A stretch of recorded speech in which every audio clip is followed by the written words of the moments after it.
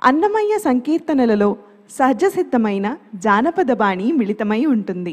వద్దు వద్దమ్మ ఇంత వాదులాతనితో అంటూ సాగే సరస శృంగార సంకీర్తనను అదివో అల్లదివో అన్నమయ్య సంకీర్తన వల్లరి కార్యక్రమంలో భాగంగా ఇప్పుడు ప్రకృతి రెడ్డి ఆలపించనున్నారు.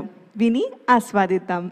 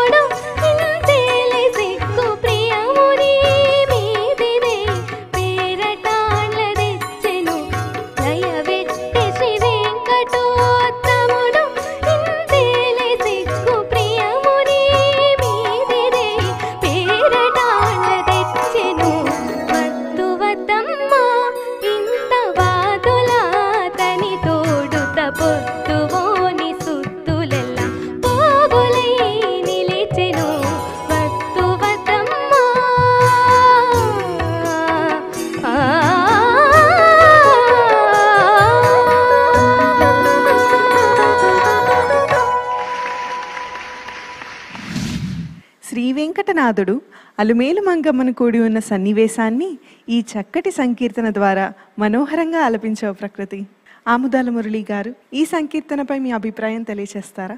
పదకవితా పితామహులు అన్నమాచార్యుల వారు రచించినటువంటి శృంగార కీర్తనల్లో నుంచి ఈ కీర్తన తీసుకున్నారు. జీవుడు ఏం చేస్తాడంటే పరమాత్మ యొక్క అస్తిత్వాన్ని గురించినటువంటి ప్రశ్నలతో నలిగిపోతూ ఉంటాడు. అందువల్ల పరమాత్మకు సంబంధించినటువంటి సందేహాలు గుట్టలు గుట్టలుగా పోగులవుతూ ఉంటే ఇక పరమాత్మను పొందేదేమీ ఉండదు. అందుకనే వద్దు వద్దమ్మా ఇంత వాదులాతని తోడుతా అని చెప్పి చెలికత్తెలు చెబుతూ ఉన్నారు.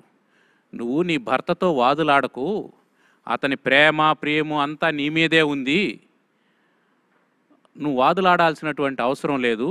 పైగా పొద్దుబోని మాటలు అంటే ఉబుసుపోక మాట్లాడేటువంటి మాటలతో నువ్వేం చేస్తున్నావు, పోగులు పెట్టుకుంటూ ఉన్నావు. పోగులు పెట్టడం అంటే పేర్చుకుంటూ పోవడం. పొద్దుపోనటువంటి మాటలు మాట్లాడకూడదు అనేటువంటి అర్థం మనకు స్పష్టంగా పైకి కనిపిస్తూ ఉన్నా అంతరంగంలో ఉండేటువంటి అర్థం ఏమిటంటే భగవంతునికి సంబంధించినటువంటి అస్థినాస్తి విచికిత్స ఉన్నాడా లేడా అనేటువంటి చికిత్స ఉండకూడదు.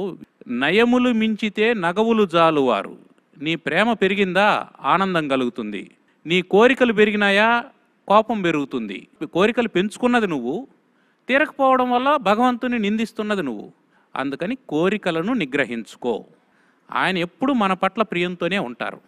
మనకే ఆయన పట్ల విశ్వాసం ఉండాలి, శరణాగతి ఉండాలి అనేటువంటి అంశాన్ని ఇందులో తెలియజేశారు. నాయకుల యొక్క అమలిన శృంగారం, అభేద్యమైనటువంటి భావాన్ని, అభిన్నమైనటువంటి తత్వాన్ని తెలియజేసేటువంటి సంకీర్తన. ఈ కీర్తనను చక్కగా ఆలపించినటువంటి చిన్నారికి శుభాశిస్సులు తెలియజేస్తూ స్వస్తి. దక్షిణామూర్తి గారు, ఈ సంకీర్తనపై మీ అభిప్రాయం తెలియజేస్తారా? మధుర భక్తికి అన్నమాచార్యుడు పెట్టిన పేరు. తనను నాయికగా అనుకుంటూ అన్నమయ్య తన 32,000 కీర్తనలలో ప్రవచించడం అనేటువంటిది మనం చూసి ఉన్నాం, విన్నాం కూడా. ఊరికే కాలయాపన చేయడానికి కావాల్సినటువంటి సరుకును పెట్టుకుంటాం మనం.